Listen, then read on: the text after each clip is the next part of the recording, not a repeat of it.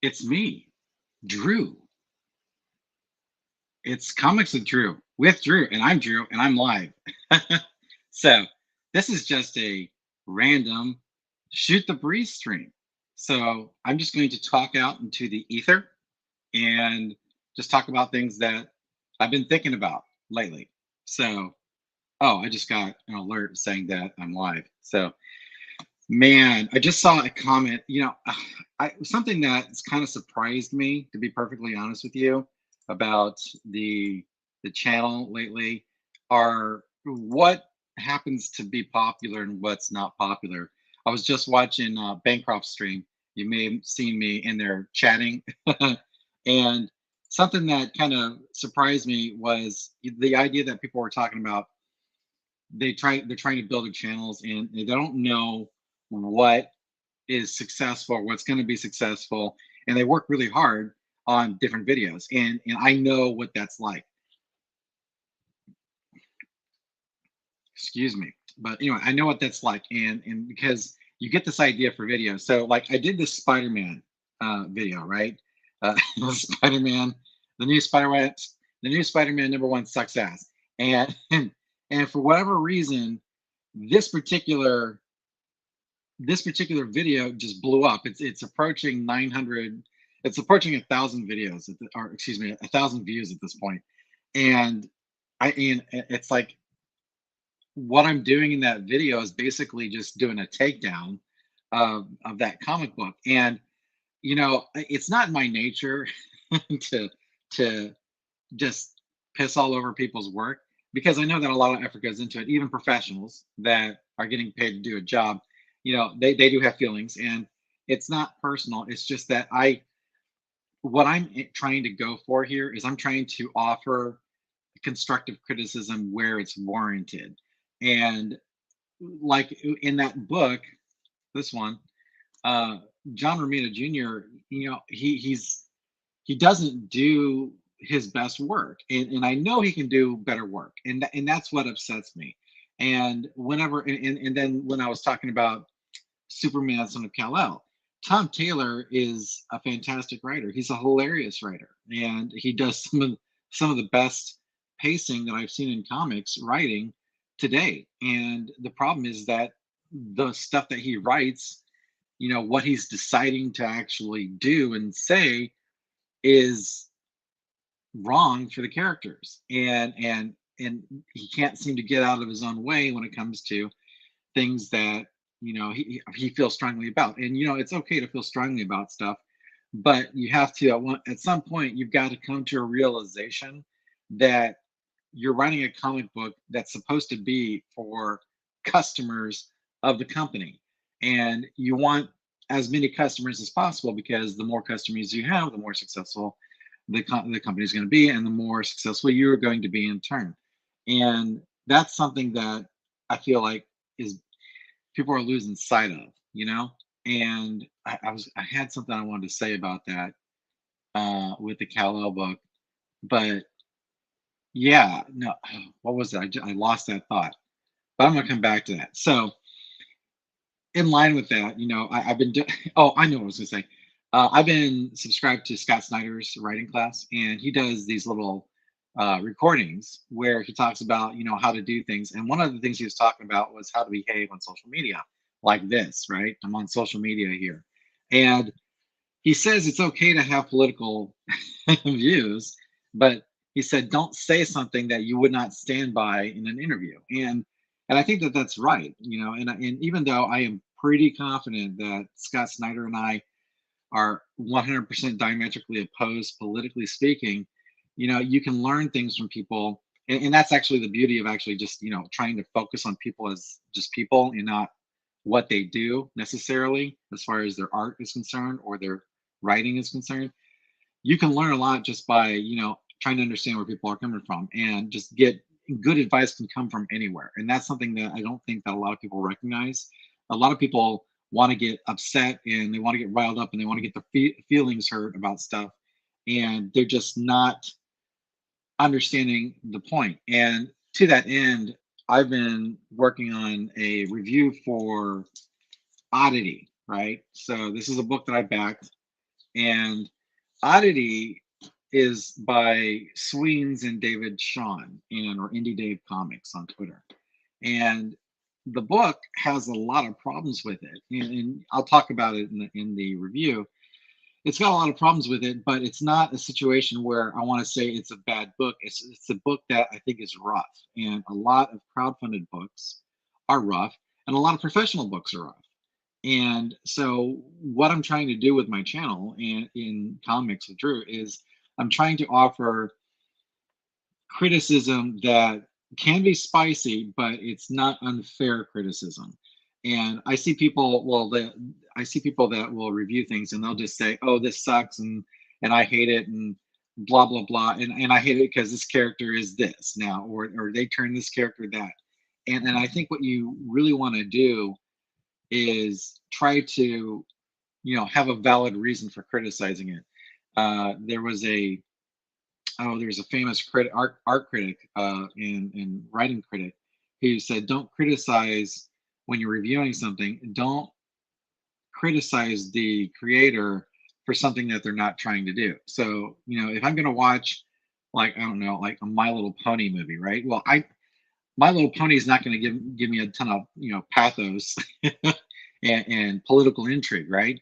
And so if I like those types of things in the movies, but I watch the My Little Pony movie and it doesn't have that, I can't knock that My Little Pony movie for not having that. And the same thing kind of applies to comics. So when you're reading a book, like say Oddity, right? You know, Oddity might not be what I expect it to be as far as, what I was actually, a better example instead of Oddity would be Ultimate Crusaders. I was expecting Ultimate Crusaders to be something that it wasn't. And that's fine. It's just that it was surprising and I had to adjust my adjust my expectations for it. So, but ultimately, when I'm reviewing work, whether it's by DC or Marvel or it's independent stuff, I think I want people to understand that what I'm doing is I'm trying to find ways to help people do better. And obviously people that are writing for and drawing for Marvel and DC, they don't really necessarily need advice. The advice that I'm giving or the points that I'm making are more from a perspective of this is what I would like to see as a reader. Occasionally there will be things that are just not acceptable, and usually what you're critiquing about those guys are points of style, and points that are, I think, uh, subjective to an extent. And if they're not subjective, it's a major fault in what they're doing. So, like I've seen, I was reviewing Carnage. This Carnage book, not this one, this Carnage book actually has a couple typos in it, right? And that's there's just no excuse for typos in a Marvel book, and especially when it's written by such a great creative team and it's put together by a great creative team. But that's the idea of what I'm trying to talk about. So I actually did this review of World's Finest #3, and I don't hear a lot about this book, especially from people that I see on social media and on Twitter, and I find that kind of interesting because I know it's Mark Wade, and a lot of people get upset about that, but with regard to what you want in a comic book, especially with a lot of the people that have had serious complaints about the last 10 years of comics, if they put something out, if someone's putting something out that's just phenomenal, I want to talk about it, and I want to talk about not just that, but why it's good. And I believe that when you're talking about creative types and the work that they're putting together, you want to make sure that you're keeping it in bounds. And what I mean by that is that you're not going after people for things that they don't control. And I think that it's important to not be like the social justice warrior types out there that don't want to forgive people, right? I think it's important to see where this person did something that I didn't like, but now they're doing something that I do like, and to support the stuff that you do like. So, I've also, and again, this is like a shooting the breeze stream here. So I'm going to talk about different random things. But when it comes to things like what Disney puts out, right? If Disney puts out a great movie, I'm gonna support that movie. I'm gonna talk about why that movie is great. If Disney does something that I disagree with, I'm not gonna sit there and say that, well, because of this, I hate Disney forever and always. I will call them out when I feel like they need to be called out. And one of the things that I'm concerned about is I saw, actually, it was an article on Bounding into Comics, and in Bounding into Comics, they're talking about the fact that Disney is going to be doing another um, they're going to be doing more Daredevil series, like the Netflix Daredevil, which would be fantastic, except for the fact that I'm like Charlie in the football with Lucy, right? I don't trust that Disney's actually going to stay to the original vision of these guys. I think that it's going to be a situation where they decide that they're going to do what they want to do and try to push across that message that they're trying to always, like, educate people about, trying to get you to not be, so istophobic. And I think that that's a real drag. And that's one of the reasons why I'm worried about this Obi-Wan Kenobi show, because I see the marketing for it and I see that it's got Ewan McGregor and I see it's got Hayden Christensen and it's got this other actress, and the actress seems to be, I think I saw Vanity Fair. I didn't actually watch the video or read the article, but uh, it's got Ewan McGregor on one side, the actress in the middle, and Hayden Christensen on the other side. And I guess I'm kind of in uh, PTSD mode with Disney Star Wars, and when I see that, that's just like a red flag to me. It's like, is this show really about Kenobi? Is this show really about Obi-Wan Kenobi? And I don't know, and I don't think it is. Based upon the trailer, and I think what this is it's going to be a show about this woman trying to get Obi-Wan, right? And Obi-Wan is going to be on the peripheral of the show, and it's going to be focused on what she's trying to do and why she's trying to do it, and how she's big and she's strong and she can kick all the other guys' asses and she can give better than she can get. And I think that that's something that I'm really concerned about with the bait and switch stuff, because we've seen it a lot. We've seen the bait and switch with the He-Man show. We've seen the bait and switch with the Halo show, right? Actually, I've not seen it because I'm not going to watch it. Nor did I watch the He-Man show either, because I was aware of what was going down with it. But when you have like Hawkeye, for example, which I think is an egregious example of this, where Hawkeye is kind of like a co-star in a show called Hawkeye, and don't come at me with this Kate Bishop is Hawkeye too. That's stupid. This show would not have been nearly as successful without Jeremy Renner in it as Hawkeye. And when you have these trailers and they've got Jeremy Renner and the show's called Hawkeye, then you're telling people that this is a show about actual Hawkeye. And Disney, being Disney, wanted to kind of like say, oh, this is going to be a show like this. But then once you watch it, they're like, oh, see, we've got great numbers, but we pulled a fast one. And I talked about this in one of my in the car videos with the Moon Knight thing, where you have the Scarlet Scarab, and it's like, why are we doing this? And they make the show about his wife for a significant portion of the show, and it's a Moon Knight show, and it's a one-off season of Moon Knight. So you would think that they would just make it about Moon Knight and they would make it a tightly written, tightly plotted show. And like I said before, it's fine if they want to make shows about these characters that are not the characters that are the titular characters. But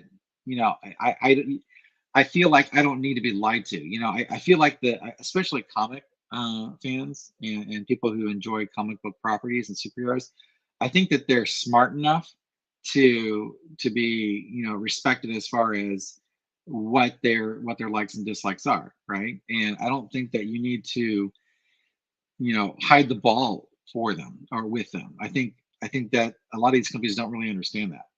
So, but that's my point. That's my opinion about the bait and switch tactics of Disney. Why? Oh, that's probably why. I'm trying to load something here because there's something else I wanted to talk to you or talk about, and that was the Lord of the Rings thing. So, all right, so we'll go here and then let's try this. Can I share my screen? Share, share screen, share screen. Open system preferences, and we'll go to screen 2 and cancel that. And let's see here.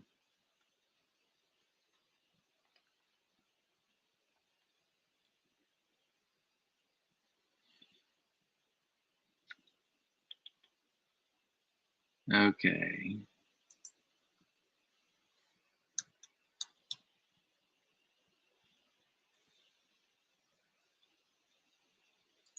Alrighty.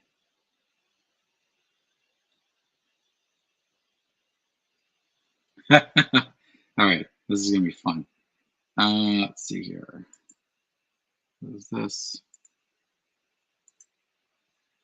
And share that. Boom.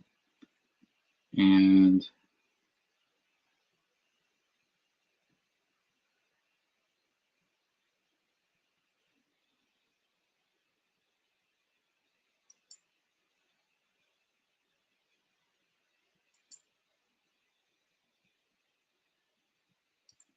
I don't know if this is gonna let me show this.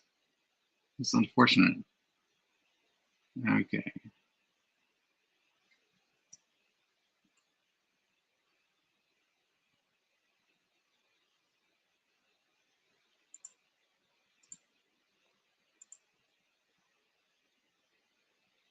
I apologize about my technical difficulties.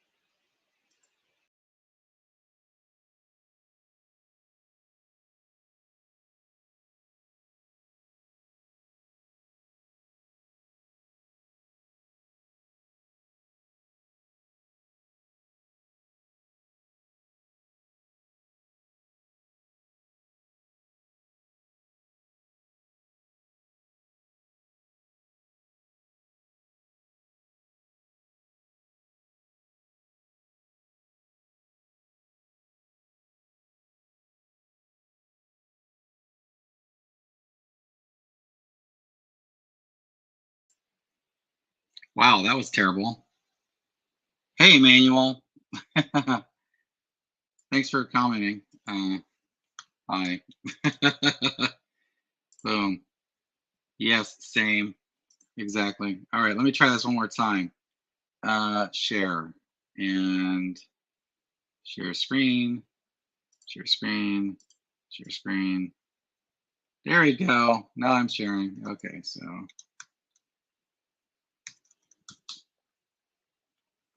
and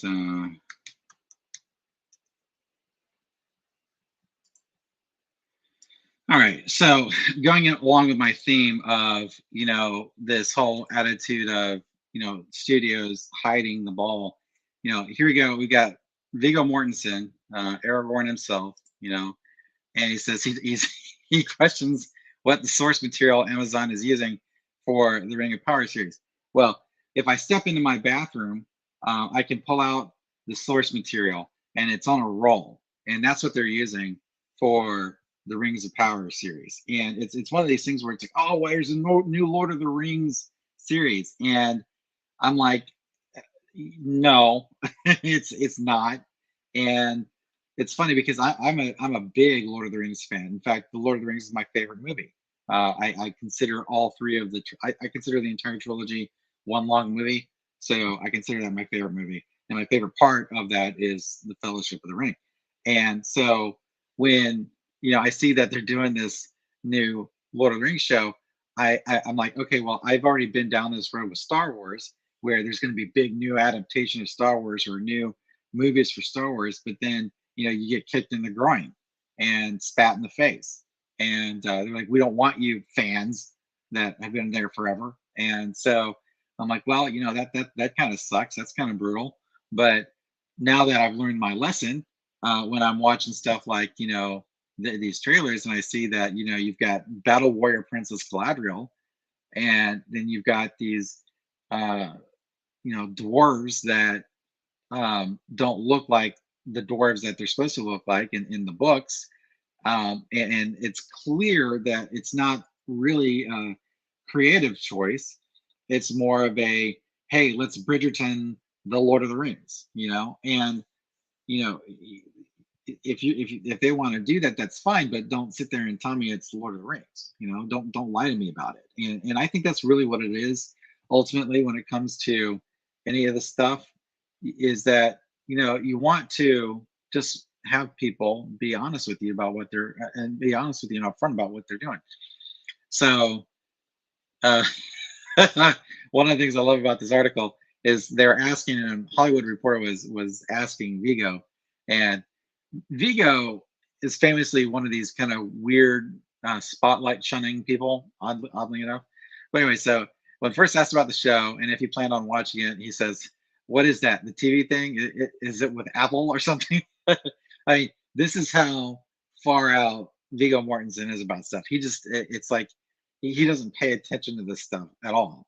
And I think actually it's funny because he took the Lord of the Rings role for Aragorn after his son told him he should do it. So his agent called him up saying that they had fired Stuart Townsend because he wasn't really fitting what they were trying to do, and so they asked him if he wanted to fly to New Zealand and do this Lord of the Rings thing. And his son said, "Oh, you've got to do this." And it's Vigo's kid that got him convinced to do the movie, and not Vigo. So whatever, I mean, if you can contrast this with Elijah Wood and the Hobbits, they Elijah Wood and Sam Astin, and even other actors like Ian McKellen, they or Christopher Lee, they were gigantic Lord of the Rings fans. All of them were.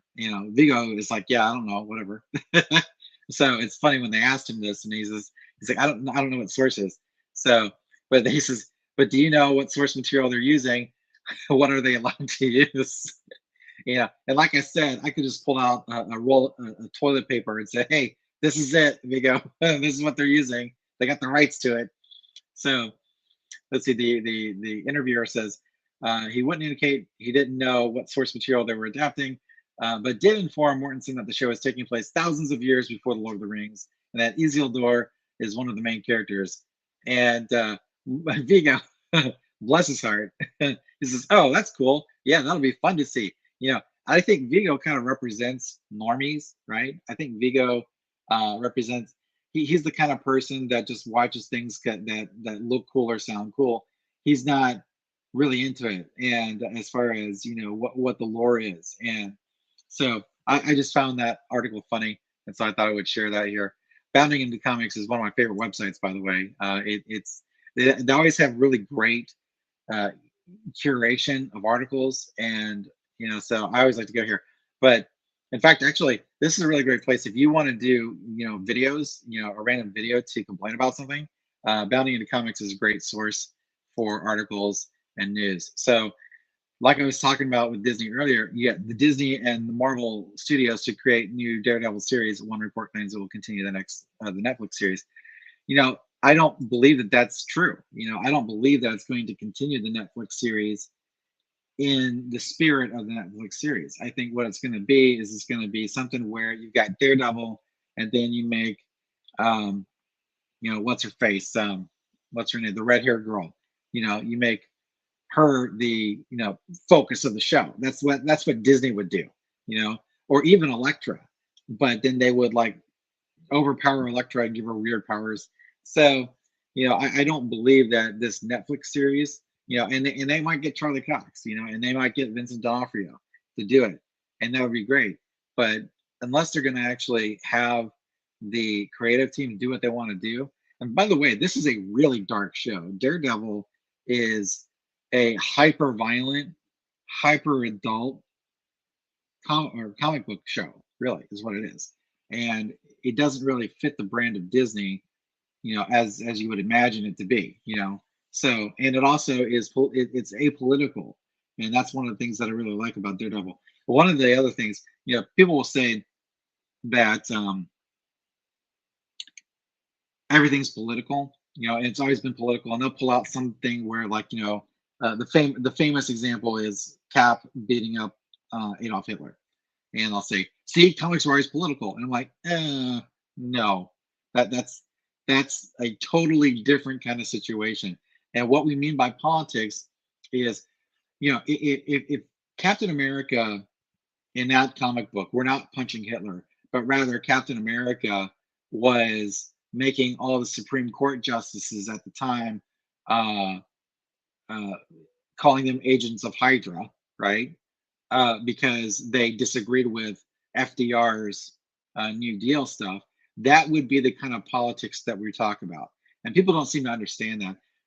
Yeah, maybe it's a failure of our civics education in this country, but political stuff, and full disclosure, I actually my college education is in political science. That's what my degree is in, right? And that doesn't mean that I know more about anybody else about political science. It just means that it's my wheelhouse. I've actually studied it, right? And I'm not going to sit there and say, oh well, you don't have a poli sci degree, so you're an idiot. That's not the case.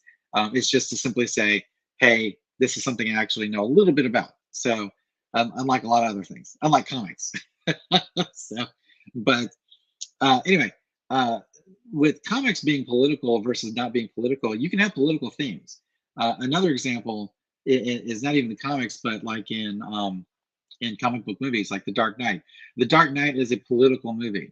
It's got political themes in it. It's got themes of, what society needs to do, or how human nature works, and these are deep themes to explore, and especially the political aspects of it. Like, you got the DA trying to do things the right way, and then you got Batman trying to be the vigilante, and then you've got the two fairies with the prisoners, and then the other people. There are lots of things that you can explore. What the Dark Knight does not do is say, vote for the Democrats or vote for the Republicans, or it doesn't take a stand on a hot button social issue. It does, like at the time, I guess it would have been gay marriage at the time when that movie came out. It doesn't say, it doesn't have rainbows everywhere. That's not what that movie is about when it's about politics. You see what I mean? So that's something that a lot of people don't seem to understand, especially with comic books as well. So, like, one of the complaints that I had about the Kal-El book was that, Taylor is super political with it, and what I mean by that is that it's not like he's saying that, hey, here's some thoughtful philosophical perspectives on things. It's I don't like the people that want to, do immigration reform. I think that they should just, drop people in no matter what. And if they decide that they're going to, try to follow these rules, I'm going to blow up their handcuffs. That's what Tom Taylor's attitude is, and that's a problem that I don't that cannot be adequately addressed in a comic book. You know what I mean? And some people don't really seem to understand that. I'm drawing a comic book right now. I'm writing a comic book right now, right? And and even though I understand these big things, these big questions that face the country and face society, I understand as well that they cannot be properly addressed in a comic book or even a graphic novel. And to do so risks dating the story. And I don't know why you would want to work so hard on a story, right, that you really believed in, and then just dunk it in current events, political stuff, right? And this is a problem that I think facing entertainment in general, but especially with comic books. And that's why I make these videos about World's Finest, talking about how great it is, right? World's Finest, there aren't too many views for it for whatever reason. When I like something, no one wants to read or watch the video talking or where I talk about how I like it. They always want to watch videos where I talk about how I hate something, and which is fine. I understand that. But with the world's finest stuff, Wade is getting away from all of the political nonsense, and he's writing the characters so well. And one of the things I wanted to talk about as far as that was concerned was Wade understands that he understands what the powers of like they're Superman gets Batman and Billy Batson out of a jam, right? In the first couple pages of the new issue of World's Finest. And the way he does it is really inventive. And the way he does it is basically an extension of logic that can be arrived at by just thinking about what his powers do and what the implication of his powers are for Superman. So Wade says, okay, well, in this particular case, Superman has, X-ray vision. Superman can fly, and Superman is super strong, and Superman has super hearing, and in that book, in that particular situation, Mark Wade thinks about, well, what does it mean to have the kind of hearing that Superman has, and how can I utilize that to get them out of this jam? And it's really amazing. And the beauty of all of that is that I can read that book and not have Wade's personal political opinion poured in my face, right? And that's something that is, quite frankly, worth its weight in gold these days. So I think a lot of people societally, they feel like they've got to do something to, make the world a better place, and they've got to do some big epic thing. And honestly, to tell you the truth, the guys that take the garbage out, they're doing so much for society, and you don't know their names, but they work their asses off, and they'll work their entire lives doing that job, and then they'll retire, and they won't be famous for anything. But I'll tell you what, if they weren't doing their job, your life would be a living hell, right? And that's, I think people need to learn to be happy with the contribution that they're making and what they excel at. And so if you excel at, flipping burgers, right? That's your thing. That's there's nothing wrong with that. If you excel at writing comics, there's nothing wrong with that. If you excel at acting, there's nothing wrong with that. You don't need to change the world by your acting skills, and if you leave an important impact, like, okay, Cary Grant, one of the greatest actors of all time, right? Greatest actors in history. No one cares about what political opinions Cary Grant had, right? And he didn't change the world. He just left it a more enriching place by his body of work. And so you can watch North by Northwest. You can watch His Girl Friday. You can watch, uh, Charade, or To Catch a Thief. Any of these things you can watch, and they didn't change the world, but everyone knows who Cary Grant was. And so that's, I think, something that all creatives should try to aspire to. So, but anyway, I've been going on for about an hour now. So I appreciate everybody that's watched in the chat, and everyone that's commented. Let's see here, hide that. But anyway, let's go ahead and take Emmanuel off here. I don't know if you're still there, but thanks for watching. Appreciate it. So, but with this Daredevil thing, I think that's another problem that we're going to wind up seeing here, is that if they actually do go through with this show, that they're taking the steps to revive, I think Disney's kind of tried to, push an agenda with it, and Disney doesn't need to do that. Disney has existed for near on 100 years now, and not needed to push agendas for 95 of those years. So we'll see what happens. But rumors of Daredevil's return have been circulating for years, and would eventually come to fruition with Cox's reprisal of the role in Spider-Man No Way Home. That was an ace cameo, by the way.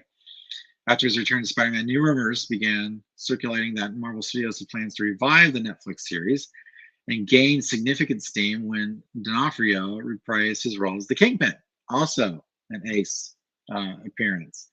So on top of that, Disney and Marvel Studios also seemingly regained the rights to the show and moved them from Netflix to Disney Plus. Well, that's not seemingly they did. So anyway, so now we got new rumors saying that they're working on a Netflix revival of the show. So I don't know how that will work. So we'll see. Let's see. They've hired Matt Corman and Chris Ford to work on a series revival.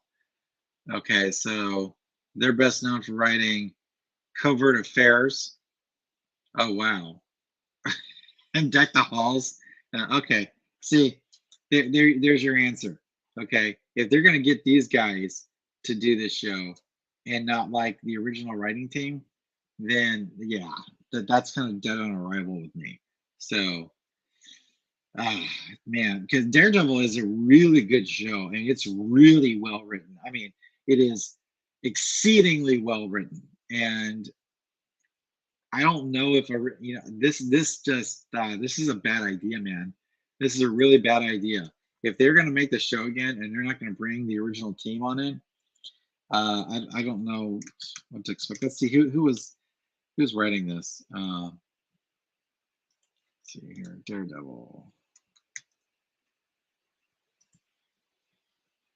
All right, so we had written by. Let's go to all cast and crew. Come on.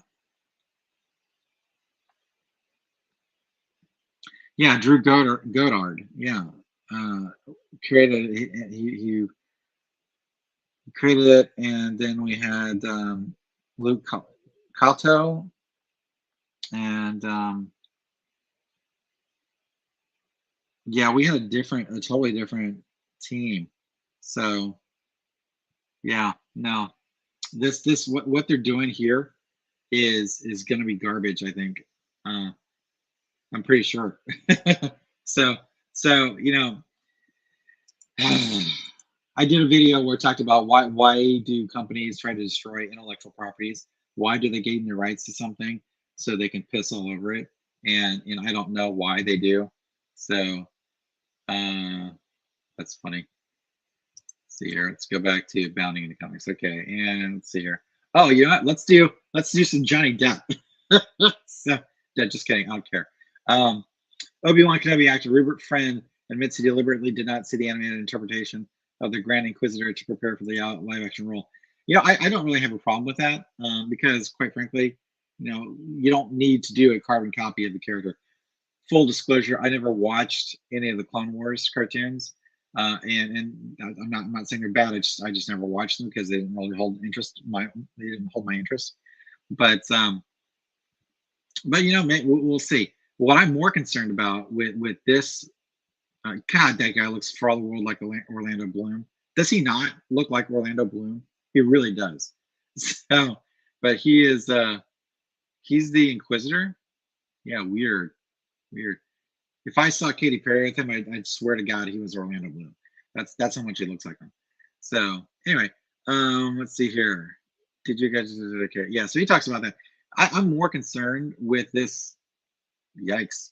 I'm way more concerned with this show and the fact that I don't think it's going to be about Obi-Wan Kenobi. So I'm going to watch it and I'll talk about it and I'll do videos about it. It's funny because I did a Star Wars video. No one seems to care. My first video that I did was a big success about, Dave Filoni and fatherhood and Star Wars. But subsequently, it's like with the way that Disney has gone with Star Wars, they kind of wrecked everything and no one gives a damn anymore. And that's the problem, I don't like to say go woke, get broke, or go woke, go broke, get woke, go broke is what it is. I don't like to say that so much because I think it's a little bit of an oversimplification, which is probably the reason why everyone likes to use it. to be perfectly fair. But I think that's ultimately what's happened with Star Wars. They have turned it into something that it's not supposed to be, which is something that's supposed to be escapist fun and escapist entertainment. But it is what it is. So, but let's see here. Let's go ahead and stop that. Remove. There we go. Yay! So now it's just me again. But let's talk a little bit about some comics here. So one thing, this Spider-Man, this Amazing Spider-Man book that I hate, but I'm not going to tear up because I'm not like your boy. It's funny because the previous volume of Spider-Man, it seemed like there were almost like two Spider-Man books a week, right? And it's like it was like every single week was coming out. It's like 4 or 5 Spider-Man books, like amazing Spider-Man books a month. This has been out for like what, 3 weeks now, and I still don't have issue number 2. I wonder why that is. So they finally come out with something that I actually want to take. I actually really actively want to make videos about, but I don't have number 2 out. So I'm kind of irritated about that. Get on it, Zeb. Come on. But anyway, so other than that, I did post on Twitter that I'm going to review this book, Oddity. I'll give you a bit of a sneak preview, a taste of this. Crowdfunded independent comic book people, I want you to listen to what I'm saying here. Get an editor, okay? You must. I think it's coming to the point where it's critical that there's no excuse to not have an editor. And if you don't know what an editor is, you better find out. You better learn, okay? Because it's quality control. That's what editing is really all about, right? Okay, it's about quality control. Say, for example, let me give you an analogy. You have come up with the greatest milkshake recipe in the history of mankind, and you want to get that milkshake product out, and you want people to enjoy that milkshake, right? Right. You have made up the ingredients, you've tested it, you've got someone who's whipping it up for you. That would be your artist for this analogy, and it's ready to go. Now, you get someone to show up at your house to drink your milkshake, and and in the process of giving them the milkshake, you take a entire vat of it and pour it on top of their head, okay? And they get the milkshake, and the milkshake tastes delicious, but they're covered in the milkshake, and it's a disaster, and they're never going to come back to your house to buy another milkshake or your place of business.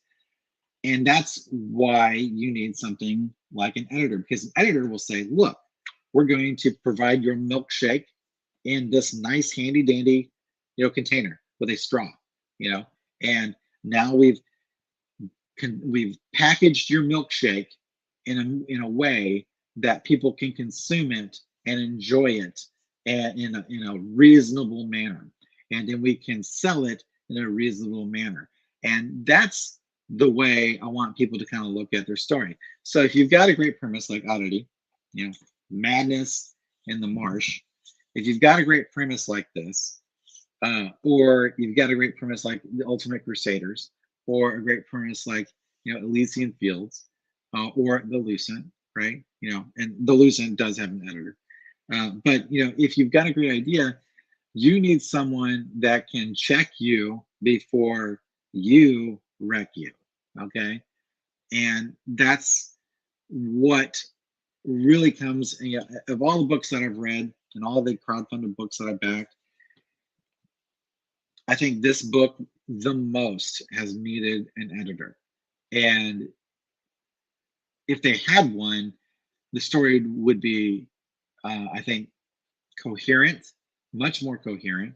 One of the problems with Oddity is that it's like a combination of scenes. So it's like David was like, okay, so Oddity is going to do this, and then he's going to do this, and then he's going to do that, and we're going to have this thing, and then we're going to have this thing, and then we're going to have this scene, and you can line them all up chronologically, and you can make it work that way, but that's not giving them a flow, and there are things that aren't set up that need to be set up. And that's why one of the problems, I mentioned this because I talked to David, excuse me, or any Dave Comics. I talked to him. I said, look, can you tell me the name of a specific character? And there's a character in this book that goes the entire book. It goes, let's see here. See it? Every single one of these pages, the character goes through this entire book without you knowing his name, right? And That's an editing thing. You have to. I asked Dave, does he have a name? Dave does. Dave says he has a name, and I'll point it out in the review. But he's there. He's a pretty major character, and he's got one of his amigos with him. And his friend has a name and we know his name because this character, Mr. Nameless character, addresses his friend by his name. And instead of having his friend address him back, you never see it. You never hear it. And I've read the book twice now, and his name is nowhere to be found in the context of people addressing him, and that's a big problem. So that's a sneak preview of Oddity, The Madness in the Marsh. So I just got this book. By the way, I will say the color on the front, the color looks amazing. The color on the interior could be better. And Sween's, I will say this, when he's actually nailing it, when he's in his groove, he can give you some amazing work, but there's some pacing as far as the consistent quality of it. So anyway, that's my sneak preview on Oddity. I'll have that video up probably Monday, if not sooner. So another book I'll talk about, I did a review of, I guess it's almost like a recap stream, is JoJo's Bizarre Adventure. And I think I used the word weird when I reviewed this book about 136 times in like a 10-minute video. This book is bizarre. It truly is a bizarre book. And it's funny because some of the problems that you see in this book right here, you'll see in this book right here. And the reason why is because this book is like the first book. This is Hironiko. I'm guessing it's Hironiko is his name. Hironiko Araki. All right. He's all over the place with this book. The scenes are pretty much kind of stream of consciousness where JoJo will be doing something like JoJo's walking along eating a grape, and then surprise, here's Dio Brando to kick him in the face, and the whole point of the scene is to show that Dio Brando is an ass, and then we'll be done with that, and then we'll have a shot of JoJo looking at the sunrise or the sunset, and then we'll cut to the next scene where JoJo's eating his breakfast, and then surprise, Dio pops out of nowhere and kicks him in the face again. And it's like, is there an editor here? Is there someone that can establish some flow? And so in book one, I said part one, chapter one, I guess, I still haven't isolated the conventions here of this book. There's just a lot of craziness that goes on. And I think that, again, if you are just trying to get the best version of your story out that you want, get yourself an editor. It's hypercritical. And honestly, there's no excuse at this point. Also, getting back to this real quick, Eric Weathers did the lettering on this. Now, Eric's a great guy, okay? And Eric, if you're watching this, I love you, man. Nothing but love for you. I love your work. But you've got to do better on your lettering. And again, this goes to the whole editor aspect of it. If I read a book one time and I spot bing, bing, bing, typos, grammar issues all over the place, and readability issues, that's something that an editor is going to say, look, this isn't good enough. You're going to need to fix this. And this is why. And the editor is going to be the person that's going to sit there and tell you that, hey, what you're doing is wrong. Now, I'm also like a proofreader, but in a manner of speaking, I'm almost like an art director for Clay Lex's new comic book coming out. And I'll tell you what, that book had the story for the script of that is really good, but it was disjointed. And the fact that Robert, who's the writer for that book and the creator of the book, the fact that he actually brought me on and brought another person on to do the editing for that book shows that he has a real good understanding of how to make his product the best product. And there are a lot of things that we changed in that script that would not have made sense. And it's not Rob's fault. It's not like he wrote it badly. It's just that he wanted to have something happen, and we were able to go in and say, look, the best way for this to happen is if we do it this way. And even though that's not in the script, we were able to make those modifications and work with the artist to really condense and distill that story to the bare bones to make it as potent and as efficient as possible. And that's really what I have to say about that. So, but anyway, so I'm going to be doing another tankobon. I'm not sure if I should do this very, very old Mega Man NT Warrior. This is a book that my wife brought home from the school library. They were getting rid of it, so she decided to pick it up for me. And then I also have One Punch Man Volume 2. And I can do either of those, or I can do My Hero Academia, or My Hero Academia 2. So if anybody wants to, drop me an email or leave a comment or whatnot, I'll choose from the recommendations. So, but other than that, I think I've gone on long enough. Thanks for listening to my random stream of consciousness live stream here, and I'll catch you next time. So thanks again also for subscribing. I just crossed 500 hours of views. That means a lot to me, and I appreciate that you all sit there and listen to me randomly talk about stupid things to some people. Not to you all, not to me, but I truly appreciate that. And I just hit 185 subs, so I'm coming up on 200, and that's my next milestone. So I do appreciate you liking the videos. I appreciate the subscribing, and I really appreciate the commenting, and I tried to respond to every comment, and I will continually do that. But anyway, again, thanks for watching Comics with Drew, the random shoot the breeze live stream. Can you tell I edit my videos? Wonder why. Anyway, I will catch you all next time. Thanks a lot. Oh, wait. Hold on. There you go. Before I do that, My Hero Academia is pretty good. Thank you. All right, you know what? I'll do that. Volume 2, My Hero Academia. I will do that as my next Tankobon Tuesday, and I'll do it just for you, Emmanuel. So you better watch it, and you better comment it. Just kidding. It's free. It's free content. Anyway, yes, it is very good. The first Tankobon that I read of it was amazing. It was the first manga I ever read, period. So I'll go ahead and do that one. I'll do volume 2 of it, and we'll take it from there. But anyway, yeah, thanks for watching, Emmanuel, and keeping. But if you read that, you got to read. Oh, okay, all right. I was at the bookstore. I was at Barnes and Noble, and I saw it there, and I'm like, good. Should I get Naruto? I don't know, and I almost did, but they didn't have volume 1, and they never have volume 1 of anything. It seems like, except One Piece. They will have volume 1 of One Piece, and then they will skip 100 volumes and give you 103. I'm like, dude, not helpful.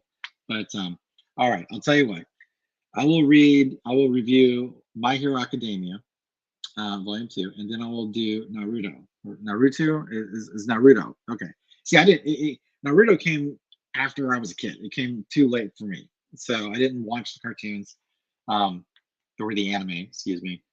So I'll give it a shot. I'll read the manga, and I'll do a review for that. That'll probably be in the next couple of weeks then. So, but again, thanks for hanging out with me, Emmanuel. I appreciate it. And if you've got, by the way, if you have your own channel or social media you want me to follow, I'll follow you back as well. So anyway, all right, it is getting too late for me at this point, but I will catch you all later, whoever watches this. And again, thanks for watching. Have a great night.